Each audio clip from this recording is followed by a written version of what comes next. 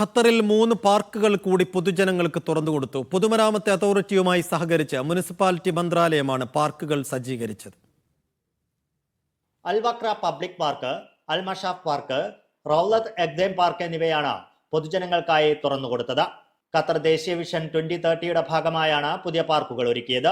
ഹരിതയിടങ്ങൾ വർദ്ധിപ്പിക്കുക, പരിസ്ഥിതി സുസ്ഥിരത ഉറപ്പാക്കുക എന്നതിനൊപ്പം പൊതുജനങ്ങളുടെ ആരോഗ്യകരമായ ജീവിതവും പ്രധാന ലക്ഷ്യമാണ്.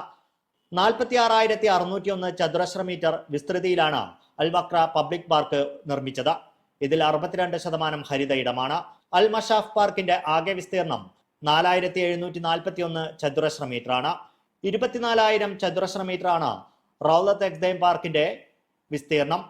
പൊതുജനങ്ങൾക്ക് വിശ്രമിക്കാനും വ്യായാമം ചെയ്യാനുമുള്ള സൗകര്യം റൗലത്ത് എഗ്ദേം പാർക്കിലുണ്ട്. Media 1 Doha.